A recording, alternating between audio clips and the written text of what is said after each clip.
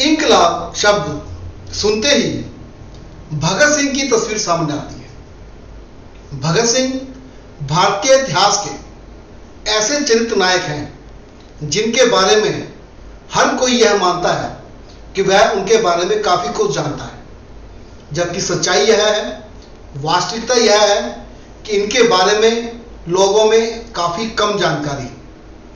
भगत सिंह के बारे में सुना ज्यादा गया है, भगत सिंह को पढ़ा कम गया है। प्रसिद्धि इतनी है कि सोशल मीडिया में भगत सिंह की तस्वीरें प्रोफाइल में लगी दिखाई देती, मोटर गाड़ियों पर, टी शर्ट्स पर या किसी भी आंदोलन के अंदर बैनर पर हमें भगत सिंह की तस्वीरें मिलती हैं। जानकारी इतनी है कि भगत सिंह का नाम आते ही फांसी का फंदा, बम, हथियार यानी हिंसा के साधनों पर ध्यान जाता है। इनके जन्मदिन व शहीदी दिन पर इनकी मूर्ति या फोटो पर माला डालना, इनको याद करना, और वो भी राजनीतिक लाभ के लिए, यह हम अपने आसपास देखते हैं। आज हम इससे ज्यादा और अलग चर्चा करने की कोशिश करेंगे। यहां हमारा उद्देश्य कोई कल्ट का निर्माण करना नहीं है, किसी व्यक्ति को नायक बनाना नहीं है, बल्कि भारत में राष्ट्रीय आंदोलन के दौरान स्वतंत्रता व क्रांतिकारी आंदोलन के विकास का विश्लेषण करना है।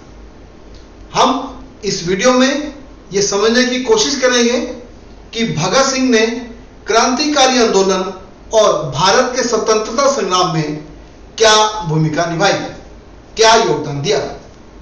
आप भगत सिंह को भारत के एक नौजवान के रूप में समझें, जो दुनिया के अंदर जो राजनीतिक परिवर्तन चल रहे थे, जो आर्थिक वातावरण था, उसको जानने की कोशिश करता है, उससे प्रभावित होता है और उसका विश्लेषण करके वो अपने देश के हालातों को बदलना चाहता है। भगत सिंह को पढ़ने का, अध्ययन करने का बहुत शौक था।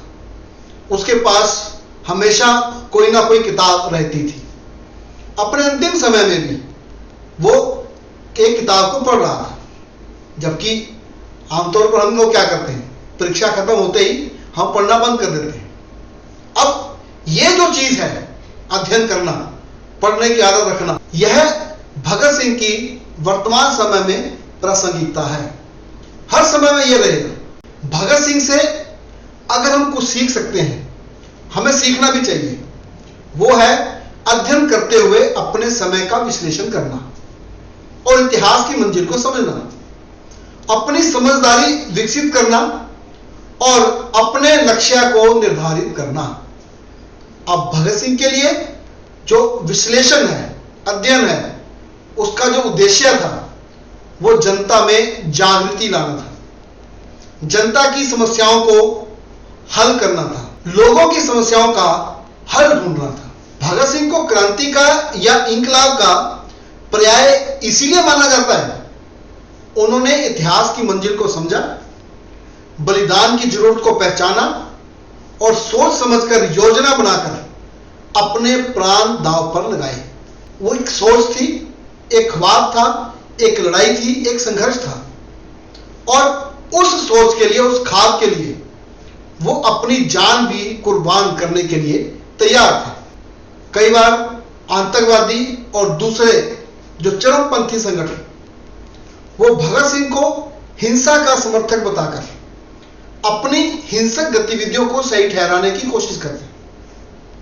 हत्या करने व हिंसा फैलाने को न्यायकारी सिद्ध करने की कोशिश करते हैं। इसके लिए यह बात ध्यान रखने की है कि भगत सिंह जो है वो धर्म और रूढ़िवाद के खिलाफ मजबूत विचार रखता था।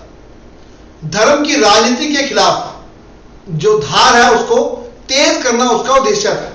खास करके धार्मिक उन्माद खड़ा करने के वो खिलाफ थे। अपने 2 फरवरी 1930 को नौजवान साथियों के नाम एक उन्होंने पत्र लिखा। उसमें वो कह रहे हैं, कहा जाता है कि मैं आतंकवादी हूं, यह ठीक नहीं है। मैं एक क्रांतिकारी हूं और मेरे विशेष विचार व आदर्श हैं। मेरे सामने एक लंबा प्रोग्राम है। मेरा विश्वास है कि बम से कोई लाभ नहीं हो सकता। 8 अप्रैल 1929 को जब उन्होंने असेंबली हॉल में बम फेंका था और 2 फरवरी 1930 के बीच एक बहुत अंतर था। भगत सिंह लगातार जेल में अध्ययन चिंतन में भी लगे हुए थे और जिससे उनका जो है विचारधारात्मक विकास हो रहा था। भगत सिंह प्रबुद्ध विचारों के साथ अपने समय को देख रहा था। इसके पीछे था भगत सिंह का अध्ययन, विश्व के श्रेष्ठ लेखकों को पढ़ना, महान व्यक्तियों से प्रेरणा लेना और प्रमुख घटनाओं से रूबरू होना। अब उम्र का अंदाजा लगाओ, 1928 को भगत सिंह 21 वर्ष के थे। इसलिए तो मैं कह रहा हूं कि अगर भगत सिंह से कुछ सीखना है तो उसको जो अपने समय को समझने का जोश था उसको समझना है। विश्व ज्ञान की श्रेष्ठतम किताबें, श्रेष्ठतम ज्ञान को पढ़ने की लालसा और उसके ऊपर चिंतन मनन करना।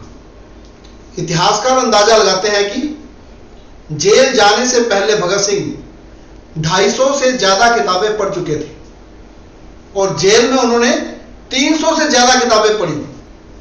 भगत सिंह का जो लेखन है, जो उन्होंने अखबारों के लिए लिखा, जेल के अंदर रहकर अपने दोस्तों को पत्र लिखे, पिताजी को पत्र लिखे, वो उनके चिंतन और जो विचारधारात्मक विकास उसकी गवाही देता है। उनमें लाला हरदयाल जैसी बुद्धिमत्ता व करतार सिंह सराभा जैसी कुर्बान होने की भावना का विकास हुआ। अंतरराष्ट्रीय परंपरा में भगत सिंह मार्क्सवाद से प्रभावित थे। आप उसे पढ़ें। भगत सिंह के जो दस्तावेज के नाम से जो किताबें प्रकाशित हैं, आप उनको पढ़ें। जेल में जब भगत सिंह और साथियों ने भूख हड़ताल की तो उन्होंने जो मांगे रखी उसमें अध्ययन के लिए किताबों और अखबारों की मांग भी थी। भगत सिंह लोकतंत्र व समाजवाद के समर्थक थे। उन्होंने सार्वभौमिक मताधिकार का समर्थन किया। जब कांग्रेस ने संपूर्ण स्वतंत्रता का प्रस्ताव पास किया तो भगत सिंह ने इसे क्रांति कहा था। उन्होंने क्रांति को लोकतंत्र के विकास के साथ देखा। उन्होंने क्रांति को स्वतंत्रता संग्राम में लोगों की भागीदारी के रूप में देखा था। उन्होंने एक नई चेतना जगाई। अंग्रेजों से आजादी के बाद जो भारत बनेगा, उन्होंने उसके लिए खाब पैदा किया। क्रांतिकारी व राष्ट्रीय आंदोलन को विकसित करने और नई मंजिल तक पहुंचाने में महत्वपूर्ण भूमिका निभाई। योजना के साथ लोगों को जागृत करने में योगदान दिया, जिससे आने वाले संघर्षों की तैयारी की जा सके। लेकिन भगत सिंह की विचारधारा, उसके उद्देश्यों और क्रांतिकारी आंदोलन और स्वतंत्रता संग्राम में उनके योगदान के बारे में बहुत कम चर्चा की जाती। इस वीडियो में हम इसी बात की चर्चा कर रहे हैं। आप वीडियो को लाइक करें और चैनल को सब्सक्राइब करें। जन्म 28 सितंबर 1907 और उससे लेकर 23 मार्च 1931 यानी शहादत के समय तक एक पूरा एक दौर है। इस दौर में भारत के अंदर जो राष्ट्रीय आंदोलन है या जो क्रांतिकारी आंदोलन है, वो एक बड़े परिवर्तन के दौर से गुजरता है। विश्व के अंदर भी बड़ी बड़ी घटनाएं घटती हैं। आओ हम कुछ घटनाओं की जानकारी के साथ उस समय के संदर्भ में पहुंचने की कोशिश करते हैं। विदेशी शासन या औपनिवेशिक शासन, जिसके खिलाफ भारत में राष्ट्रीय आंदोलन पैदा हो रहा था। अभी राष्ट्रीय आंदोलन की जो मांग है वो स्वराज की थी, स्वतंत्रता अभी लक्ष्य नहीं था। क्रांतिकारी आंदोलन जो है अभी आदर्शवाद में डूबा हुआ था, जिसने भारत के अंदर एक नई चेतना तो जगाई थी, परंतु उद्देश्यों व तरीकों को लेकर अभी उसमें कोई स्पष्टता नहीं थी। 1907 में पंजाब के किसानों में असंतोष था, रोष था और सारे पंजाब के किसान जो हैं वो औपनिवेशिक कृषि कानूनों के खिलाफ आंदोलन कर रहे थे, जिसे पगड़ी संभाल जट्टा आंदोलन कहा जाता है। इस आंदोलन के बड़े व लोकप्रिय नेता सरदार अजीत सिंह थे, जो भगत सिंह के चाचा थे। उन्होंने लोगों को संगठित करने के लिए भारत माता सोसाइटी का गठन किया हुआ था, जो इस आंदोलन को संगठित करके इसको एक आकार दे रहा था, एक रूप दे रहा था। 1907 में उन्हें गिरफ्तार करके निर्वासित कर मांडले भेज दिया गया। अब परिवार के बाकी लोग जो हैं वो भी इस आंदोलन के साथ जुड़े हुए थे। 1914 से लेकर 18 तक का जो समय है, ये प्रथम विश्व युद्ध का समय है। इस युद्ध के दौरान दो महत्वपूर्ण घटनाएं, एक रूस के अंदर क्रांति और दूसरा भारत में गदर आंदोलन। इन दोनों ने भारत के अंदर जन चेतना को प्रभावित किया। रूस में जो क्रांति, उसके बाद जो क्रांतिकारी या आंदोलनकारी हैं, उनका लक्ष्य जो है वो समाजवाद होना शुरू हो गया था। अब गदर आंदोलनकारियों ने क्या किया? उन्होंने 1915 में भारत आकर क्रांति की योजना पर काम करना शुरू किया। ये चाहते थे कि सेना के माध्यम से भारत में गदर किया जाए। भगत सिंह के पिता किशन सिंह ने गदर आंदोलन को धन से सहायता की थी। गदर आंदोलनकारी जो है उनकी योजना सफल नहीं हुई। गदर आंदोलन के नेताओं को पकड़ लिया गया, उन पर मुकदमा चला, कईयों को फांसी हुई। इनमें सबसे कम उम्र के करतार सिंह सराभा थे, और जो भगत सिंह है वो करतार सिंह सराभा से बड़े प्रभावित थे। भगत सिंह की जेल के अंदर हमेशा करतार सिंह सराभा की फोटो होती थी, यानी करतार सिंह सराभा जो है वो भगत सिंह के आदर्श थे। विश्व युद्ध के बाद भारत में राजनीतिक घटनाक्रम तेजी से घटित होते हैं। विश्व युद्ध के दौरान भारतीयों को स्वराज देने का वादा किया गया था। युद्ध का जो उद्देश्य है वो लोकतंत्र की रक्षा बताया गया था। पंजाब से बड़ी संख्या में नौजवान शामिल हुए थे। वैसे तो जो अंग्रेजों की सेना है वो कभी 2 लाख से ऊपर नहीं हुई भारत में, पर अब युद्ध काल में इस सेना की संख्या को बढ़ा दिया गया, जो 15 लाख तक हो गई थी, और इसमें से आधे सैनिक पंजाब के थे।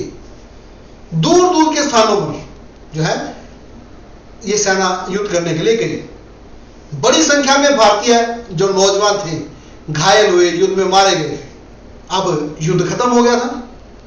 अब सेना को जो है वो युद्ध से पहले वाली स्थिति पर लेकर जाना था। अब इससे जो है नौजवानों में बेरोजगारी फैलने का डर था। युद्ध की वजह से महंगाई की मार थी, टैक्स जो है बढ़ाए गए थे। अब लोगों के अंदर जो है एक आक्रोश, एक निराशा थी। सरकार को इस बात की भनक थी, इसलिए उसने रोलट कमेटी की रिपोर्ट को लागू करके जनता को दबाने की कोशिश की, और भारतीयों को लोकतंत्र के स्थान पर रोलट एक्ट मिला। असल में लोगों को नहीं मालूम था कि विश्व युद्ध का जो उद्देश्य है वो साम्राज्यवाद था। अब महात्मा गांधी के नेतृत्व में सारे देश में रोलट सत्याग्रह आंदोलन की घोषणा की गई। रोलट एक्ट के विरोध में जो सत्याग्रह आंदोलन चल रहा था, पूरे पंजाब में उसके लिए उत्साह था। अमृतसर में भी 9 अप्रैल 1919 को रामनवमी के दिन हिंदू मुस्लिम एकता का जबरदस्त नजारा था। अंग्रेजों के लिए यह असहनीय थी। हिंदू मुस्लिम एकता से सरकार डर गई थी। लोगों को सबक सिखाने के लिए जनरल डायर ने जलियांवाला बाग में बैसाखी के दिन निर्दोष व निहत्थे आम लोगों को दुश्मनों की तरह जो है गोलियों से भून डाला। कुआं जो है वहां पर जो जलियांवाला बाग के अंदर जो कुआं था वो लाशों से भर गया। जलियांवाला बाग हत्याकांड जो है ये एक बहुत बड़ा जो है एक ब्रिटिश साम्राज्य के ऊपर दाग था। उसका जो दमनकारी जो एक चरित्र था उसको उजागर करता था। इसके बाद असहयोग आंदोलन पूरे जोर से पूरे देश में चला, परंतु चोरा चोरी की घटना के बाद उसे वापस ले लिया गया। उसकी समाप्ति व निराशा का जो वातावरण बना, उसके बाद जो है नौजवान नए रास्ते जो है वो ढूंढने लगे। इस दौरान सांप्रदायिक राजनीति भी मजबूत होना शुरू हो जाती है। ब्रिटिश शासन जो है वो लोगों की एकता को देखकर और जलियांवाला बाग हत्याकांड से सबक सीखकर भारतीय जनता में फूट डालने के लिए सांप्रदायिक राजनीति को हवा देता है। मुस्लिम लीग और हिंदू महासभा लोगों को धर्म के आधार पर संगठित करना शुरू करते हैं और कामयाब होते हैं। दोनों के सम्मेलनों में लोगों की संख्या बढ़ने लगती है। भारत में धार्मिक आधार पर दंगों की संख्या में बढ़ना शुरू हो जाती है। इस दौरान नए क्रांतिकारी संगठन बने जैसे युगांतर, नौजवान भारत सभा, HRA आदि। ऐसे समय में भगत सिंह भारतीय क्रांतिकारी आंदोलन व स्वतंत्रता संग्राम में एक स्पष्ट सुनियोजित नीति के साथ और एक मजबूत लक्ष्य के साथ भाग लेते हैं और अपना योगदान देते हैं। अब अपने युग को समझना महत्वपूर्ण होता है और उसी के अनुसार अपना लक्ष्य तैयार किया जाता है और लक्ष्य तक पहुंचने के लिए मार्ग तैयार होता है और रास्ते की बाधाओं को दूर किया जाता है। अब आप देखिए जो भगत सिंह के जो विचार जब नौजवान भारत सभा का जो लाहौर अधिवेशन है 1928 में, उसके घोषणा पत्र में जो बात की गई उसमें नौजवानों की शक्ति के ऊपर जो है वो विश्वास किया गया। उसमें लिखा है कि मानव प्रगति का संपूर्ण इतिहास नौजवान आदमियों और औरतों के खून से लिखा है, क्योंकि सुधार हमेशा नौजवानों की शक्ति, साहस, आत्म बलिदान और भावात्मक विश्वास के बल पर ही प्राप्त होते हैं। भगत सिंह राजनीति के महत्व को जानते थे और अधिक से अधिक लोगों को इससे जोड़ना चाहते थे। जुलाई 1928 को उनका एक लेख कीर्ति में छपा, विद्यार्थियों और राजनीति के नाम से।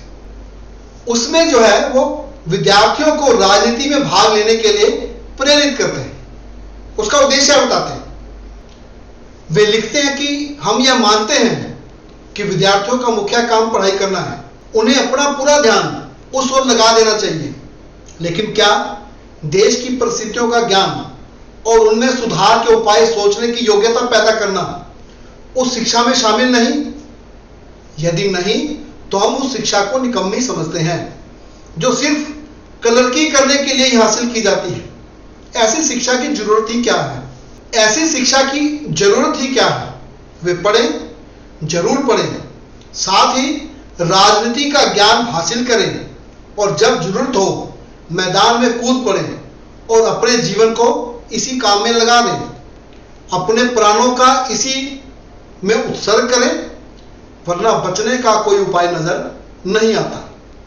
अब जो भगत सिंह है उनका उद्देश्य जो है वो स्पष्ट था, समाजवाद। नौजवान भारत सभा के घोषणा पत्र में लिखा गया, सार्वभौमिक भाईचारे के सिद्धांत की मांग है कि मनुष्य द्वारा मनुष्य का और राष्ट्र द्वारा राष्ट्र का शोषण असंभव बना दिया जाए। दोनों लक्ष्य हैं, एक समाजवाद का जो पूंजीवादी शोषण के खिलाफ, और दूसरी तरफ साम्राज्यवाद का जिसमें एक राष्ट्र जो है वो दूसरे राष्ट्र का शोषण करता है। भगत सिंह जो है वो अपने युग के अंदर जो रुकावटें थी, जो लोगों को आगे बढ़ने से रोक रही थी, उनको पहचानते थे। अब इसी घोषणा पत्र में वो क्या लिख रहे हैं? धार्मिक अंधविश्वास और कट्टरपन हमारी प्रगति में बहुत बड़े बाधक हैं। वे हमारे रास्ते के रोड़े साबित हुए हैं और हमें हर हालत में उनसे छुटकारा पा लेना चाहिए। जो चीज आजाद विचारों को बर्दाश्त नहीं कर सकती उसे समाप्त हो जाना चाहिए। आगे लिखते हैं कि सभी संप्रदाय के लोगों का संकुचित दृष्टिकोण, जो ऐसी बातें हैं, आदि बातों का विदेशी शत्रु हमेशा लाभ उठाता है, जिस पर हमें विजय पानी है। इस काम के लिए सभी समुदायों के क्रांतिकारी उत्साह वाले नौजवानों की आवश्यकता है। इसी घोषणा पत्र में लिखते हैं कि देश के सामने उपस्थित प्रश्नों का समाधान तलाश करने के साथ साथ हमें अपनी जनता को आने वाले संघर्षों के लिए भी तैयार करना पड़ेगा। सीधे सीधे जो है और स्पष्टता के साथ जो है वो उद्देश्य है। अब वो जो सांप्रदायिक मानसिकता है उसका विश्लेषणात्मक विवरण करते हुए लिखते हैं। उनका एक लेख सांप्रदायिक दंगे और उनका इलाज, जो जून 1928 को कीर्ति अखबार में छपा, उसमें वो दंगों के बारे में लिखते हैं। यह मारकाट इसलिए नहीं की गई कि फला आदमी दोषी है, वरन इसलिए की गई कि फला आदमी हिंदू है या सिख है या मुसलमान। बस किसी व्यक्ति का सिख या हिंदू होना ही उसकी जान लेने के लिए पर्याप्त तर्क था। अब जब ऐसी स्थिति हो तो हिंदुस्तान का ईश्वर ही मालिक है। दंगों के पीछे जो कारण है वो उसको भी ढूंढने की कोशिश करते हैं। वो उसमें लिखते हैं, जहां तक देखा गया है इन दंगों के पीछे सांप्रदायिक नेताओं और अखबारों का हाथ है। यानी नेताओं का और मीडिया का, उस समय मीडिया में जो है अखबारें थी, उसका जो है हाथ बताते हैं। जो उस समय का जो वातावरण है, जब सांप्रदायिकता के सामने बड़े बड़े नेता जो हैं वो घुटने टेक देते हैं।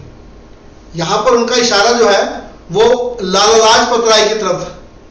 वो लिखते हैं, वही नेता जिन्होंने भारत को स्वतंत्र कराने का बीड़ा अपने सिरों पर उठाया हुआ था और जो समान राष्ट्रीयता और स्वराज के लिए दमगजे मारते नहीं थकते थे, वही या तो अपना सिर छिपाए चुपचाप बैठे हैं या इसी धर्मांधता के भाव में बह चले हैं। सांप्रदायिकता की ऐसी प्रबल बाढ़ आई हुई है कि वे भी इसे रोक नहीं पा रहे हैं। ये उस समय के सांप्रदायिक वातावरण की बात कर रहे हैं, 1928 का लेख है। इसी लेख में वो आगे लिख रहे हैं, अखबारों का असली कर्तव्य है शिक्षा देना, लोगों से संकीर्णता निकालना, सांप्रदायिक भावनाएं हटाना, परस्पर मेल मिलाप बढ़ाना और भारत की साझी राष्ट्रीयता बनाना था। लेकिन इन्होंने अपना मुख्य कर्तव्य क्या बना लिया? अज्ञान फैलाना, संकीर्णता का प्रचार करना, सांप्रदायिक बनाना, लड़ाई झगड़े करवाना, भारत की साझी विरासत को नष्ट करना, ये इनके उद्देश्य बन गए। यही कारण है कि भारतवर्ष की वर्तमान दशा पर विचार कर आंखों से रक्त के आंसू बहने लगते हैं कि दिल से यह सवाल उठता है कि भारत का बनेगा क्या। वो कुछ जो सांप्रदायिक वातावरण है, अब उससे लाभ किसको पहुंच रहा है? जो दंगे होते हैं उससे लाभ किसको होता है? इन दंगों से अत्याचारियों को लाभ मिला है। वही नौकरशाही, यहां पर ब्रिटिश शासन व्यवस्था की बात हो रही है, वही नौकरशाही जिसके अस्तित्व को खतरा पैदा हो गया था, उसने आज अपनी जड़ें इतनी मजबूत कर ली हैं कि उसे हिलाना कोई मामूली काम नहीं है। यानी जो सांप्रदायिक राजनीति है या जो दंगे होते थे, उससे ब्रिटिश सरकार को लाभ होता था। अब वो क्या कह रहे हैं आगे? संसार के सभी गरीबों के, चाहे वो किसी भी जाति के, रंग के, धर्म या राष्ट्र के हों, अधिकार एक ही हैं। तुम्हारी भलाई इसी में है कि तुम रंग, धर्म, नस्ल, राष्ट्रीयता और देश के भेदभाव को मिटाकर एकजुट हो जाओ और सरकार की ताकत जो है अपने हाथ में लेने का यत्न करो। यानी राजनीति के अंदर जो है धर्म, रंग, नस्ल और राष्ट्रीयता का कोई भेद नहीं है, उसको मिटाकर जनता जो है अपने आप को मजबूत करे, वो सरकार अपने हाथों में ले और ऐसा समाज बनाए जहां पर सभी को इंसान समझा जाए, धर्मजन नहीं। अब वो सांप्रदायिकता की समस्या का हल बताते हैं। वो लिखते हैं, झगड़ा मिटाने का सुंदर इलाज है धर्म को राजनीति से अलग करना। धर्म व्यक्ति का व्यक्तिगत मामला है, इसमें दूसरे का कोई दखल नहीं होना चाहिए, ना ही इसे राजनीति में घुसाना चाहिए। अब गदर पार्टी जैसे आंदोलन एकजुट व एकजान रहे, जिसमें सिख बढ़ चढ़कर फांसी पर चढ़े और हिंदू मुस्लिम भी पीछे ना रहे। यदि धर्म को अलग कर दिया जाए तो राजनीति पर हम सभी इकट्ठे हो सकते हैं। धर्मों में चाहे हम अलग अलग ही रहें। अब ये सांप्रदायिकता का हल बता रहे हैं, यानी जो धर्म और राजनीति जो है वो अलग अलग रहनी चाहिए। अब समाज के अंदर जो उसमें छुआछूत फैली थी, अब उसमें उसके लिए जो है वो कीर्ति के अंदर ही जून 1928 में एक लेख लिखते हैं, अछूत समस्या। वो क्या लिखते हैं? उनके स्पर्श मात्र से ही धर्म भ्रष्ट हो जाएगा। इनके मंदिरों में प्रवेश से देवगण नाराज हो उठेंगे, कुआं अपवित्र हो जाएगा। ये सवाल जो है 20वीं सदी में किए जा रहे हैं, जिन्हें कि सुनते ही शर्म आती है। हमारा देश बहुत अध्यात्मवादी है, लेकिन हम मनुष्य को मनुष्य का दर्जा देते हुए भी झिझकते हैं। जब तुम एक इंसान को समान अधिकार देने से भी इंकार करते हो, तो तुम अधिक राजनीतिक अधिकार मांगने के कैसे अधिकारी बन गए? ये उस समय की जो छुआछूत की समस्या है, ये उसके ऊपर जो है अपने विचार प्रकट कर रहे हैं, उसको जो है वो उसकी आलोचना कर रहे हैं। इसी में वो लिख रहे हैं मालवीय जी के बारे में कि मालवीय जी जैसे बड़े समाज सुधारक, अछूतों के बड़े प्रेमी, वन जाने क्या क्या, पहले मेहतर के हाथों गले में हार डलवा लेते हैं, लेकिन कपड़ों सहित स्नान किए बगैर स्वयं को अशुद्ध समझते हैं। क्या खूब चाल है। अब इस समस्या का निदान क्या हो? इसका जवाब बड़ा अहम है। सबसे पहले यह निर्णय कर लेना चाहिए कि सब इंसान समान हैं और ना तो जन्म से कोई भिन्न पैदा हुआ है और ना ही कार्य विभाजन से। अब वो कहते हैं सामाजिक आंदोलन से क्रांति पैदा कर दो तथा राजनीतिक और आर्थिक क्रांति के लिए कमर कस लो। ये नए समाज की स्थापना की घोषणा थी। तर्क के ऊपर जो बल देते थे भगत सिंह, हमें उनका पता लगता है। उनका एक लेख है, मैं नास्तिक क्यों हूं। ये 1930 5 या 6 अक्टूबर को, 7 अक्टूबर को उनको सजा सुनाई गई थी, उससे पहले का लेख।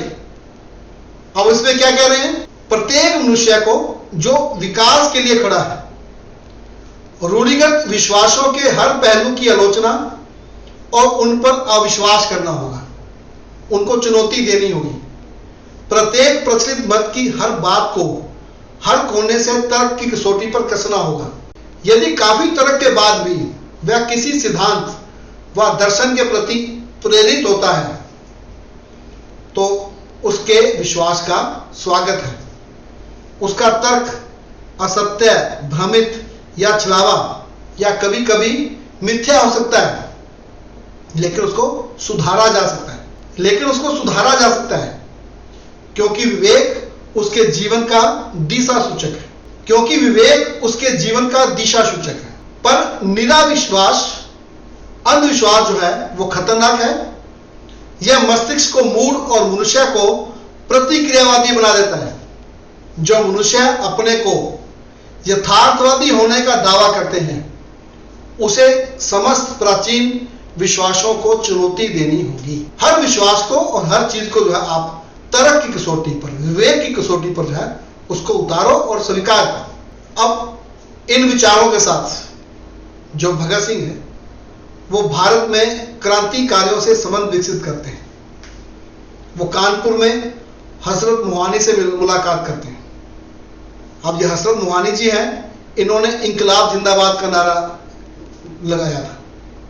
जतिन दास, शिव वर्मा, गणेश शंकर विद्यार्थी आदि के साथ जो है मिलकर ये आंदोलन आगे बढ़ाने की योजना बनाते हैं और वहां पे ये जो है HRA के सदस्य बनते हैं। 9-10 सितंबर 1928 को फिरोजशाह कोटला के खंडरों में HRA की मीटिंग रखी गई थी। अब इसके नाम में HSRA यानी कि हिंदुस्तान सोशलिस्ट रिपब्लिकन एसोसिएशन रखा गया। यानी अब क्रांतिकारियों का लक्ष्य समाजवाद बन गया। ये भगत सिंह के HRA की मीटिंग में आने के बाद ऐसा हुआ। अब आजादी का लक्ष्य तो पहले से था ही, अब क्रांतिकारी जो उद्देश्य हैं अब वो स्पष्ट होने लगे। ये सब अध्ययन का ही परिणाम था। अब भगत सिंह के नेतृत्व में क्रांतिकारी जो आंदोलन है अपने स्पष्ट उद्देश्य, संतुलित विचारों और तरीकों से जो है वो विकसित होता है। भगत सिंह की मृत्यु जो है वो सुनियोजित राजनीतिक एक्शन थी। संतुलित दिमाग से हंसते हुए, नारे लगाते हुए फांसी पर चढ़ना भी एक योजना का हिस्सा था, जिसका उद्देश्य एक सजग राजनीतिक आंदोलन विकसित करना था। एक नैतिक बल था जिसमें स्वयं को कुर्बानी के लिए प्रस्तुत किया गया। यह एक अनूठी घटना थी। उद्देश्य था लगातार जनता को शिक्षा देते रहना ताकि अपने सामाजिक कार्यक्रम के लिए अनुकूल व सुविधाजनक वातावरण बनाया जा सके। उनका मानना था कि जनता को संघर्षों के दौरान ही अच्छा प्रशिक्षण व शिक्षा दी जा सकती है। 1928 तक भगत सिंह और उनके जो संगठन है वो कोई जन संगठन नहीं है। उनकी प्रसिद्धि जो है अभी लोगों में नहीं है, लोगों को जानते नहीं है। ये छोटे छोटे ग्रुप हैं। 1928 के बाद जो विश्व आर्थिक मंदी की वजह से देश में बेरोजगारी और महंगाई की वजह से एक असंतोष का वातावरण था। नौजवानों में बेचैनी थी। 1927 को ब्रिटिश सरकार ने भारत सरकार अधिनियम 1919 की समीक्षा करने और उसमें सुधारों के लिए सुझाव देने के लिए सर जॉन साइमन की अध्यक्षता में एक कमीशन नियुक्त किया था। अब यह कमीशन जो है 1928 में भारत आया। इसमें कोई भारतीय ना होने के कारण इसके बायकॉट की घोषणा की गई थी और सभी इसका विरोध कर रहे थे। जगह जगह साइमन वापिस जाओ के नारे लगाए जा रहे थे। जहां भी कमीशन जाता उसके खिलाफ प्रदर्शन किया जाता। 17 नवंबर 1928 को साइमन कमीशन को लाहौर पहुंचना था। लाहौर में भी साइमन कमीशन के खिलाफ एक प्रदर्शन आयोजित किया गया। इस प्रदर्शन का नेतृत्व लाला लाजपत राय कर रहे थे। अब इस प्रदर्शन पर जो है वो लाठीचार्ज हो जाता है, जिसमें लाला जी को चोट आ जाती है और 1 महीने बाद जो है लाला लाजपत राय की मृत्यु हो जाती है। अब HSR इस हत्या को अपना अपमान समझते हैं। वैसे भी जब लाहौर के अंदर प्रदर्शन था तो भगत सिंह और उसके साथी जो है वो लाला लाजपत राय के साथ थे। अब इसका बदला लेने की योजना बनाते हैं। 1 महीने के अंदर ही यानी 17 दिसंबर 1928 को सैंडर्स की हत्या कर दी जाती है। इस घटना का उद्देश्य HSRA के नोटिस से स्पष्ट होता है। भारत के महान बुजुर्ग लाला लाजपत राय पर किए गए अत्यंत घृणित हमले में उनकी मृत्यु हुई। यह इस देश की राष्ट्रीयता का सबसे बड़ा अपमान था और अब इसका बदला ले लिया गया है। यानी HSRA इसे राष्ट्रीय अपमान समझता था और इसलिए बदला लेने के लिए सैंडर्स की हत्या की गई। अब HSRA अपनी अगली योजना पर आगे बढ़ता है। केंद्रीय असेंबली में 8 अप्रैल 1929 को भगत सिंह और बटुकेश्वर दत्त को असेंबली में बम फेंकने का कार्य पूरा करना था और गिरफ्तारी देनी थी। गिरफ्तार होना योजना का हिस्सा था। असेंबली हॉल में बम फेंकने के साथ पर्चे भी फेंके गए थे। अब बम फेंकने का जो उद्देश्य है वो उन पर्चों से पता चलता है। विदेशी सरकार सार्वजनिक सुरक्षा विधेयक और औद्योगिक विवाद विधेयक के रूप में अपने दमन को और भी कड़ा कर लेने का यत्न कर रही है। हम सार्वजनिक सुरक्षा विधेयक और औद्योगिक विवाद विधेयक के दमनकारी कानूनों और लाला लाजपत राय की हत्या के विरोध में देश की जनता की ओर से यह कदम उठा रहे हैं। हम मनुष्य के जीवन को पवित्र समझते हैं। हम ऐसे उज्जवल भविष्य में विश्वास रखते हैं जिसमें प्रत्येक व्यक्ति को पूर्ण शांति और स्वतंत्रता का अवसर मिले। बम फेंकते हुए भगत सिंह व बटुकेश्वर दत्त ने इंकलाब जिंदाबाद व साम्राज्यवाद मुर्दाबाद के नारे लगाए थे। अब उसके बाद ये नारे जो है हर आंदोलन में लगाए जाने लगे। अब साम्राज्यवाद को समझना और उससे लड़ना राष्ट्रीय आंदोलन का एक हिस्सा बन गया, जिससे भारत का स्वतंत्रता संग्राम क्या है, तेज हुआ। लॉर्ड इरविन के अनुसार ये जो विद्रोह है, यानी वो इस घटना को विद्रोह कह रहे हैं, ये विद्रोह किसी व्यक्ति विशेष के खिलाफ नहीं बल्कि पूर्ण शासन व्यवस्था के विरुद्ध था। भगत सिंह और उसके साथियों को जब यह स्टेटमेंट का पता चला वो बहुत खुश हुए, क्योंकि उनका उद्देश्य जनता को संपूर्ण ब्रिटिश शासन व्यवस्था के खिलाफ जागरूक करना था, उसके दमनकारी नीतियों और साम्राज्यवादी स्वरूप को जनता के सामने पेश करना था और आजादी के बाद का जो भारत कैसा हो उसका ख्वाब देना था। एक सजग राजनीतिक आंदोलन विकसित करना था और उसमें कामयाब हुए। इससे राष्ट्रीय आंदोलन को गति मिली। 12 जून 1929 को असेंबली बम केस में उन्हें आजीवन कारावास की सजा सुनाई जाती है। इसके बाद भगत सिंह व बटुकेश्वर दत्त को लाहौर लाया गया। यहां पर कैदियों के साथ उचित व्यवहार नहीं किया जाता था, उन्हें उचित भोजन व पढ़ने लिखने की सुविधा प्राप्त नहीं थी, इसलिए जो है उन्होंने 15 जून 1929 से भूख हड़ताल शुरू कर दी। यह भूख हड़ताल काफी लंबी चली, लगभग 110 दिन। इस बीच 10 जुलाई को जो है सैंडर्स हत्या का मुकदमा भी शुरू हो गया, जिसे लाहौर षड्यंत्र केस के नाम से जाना जाता है।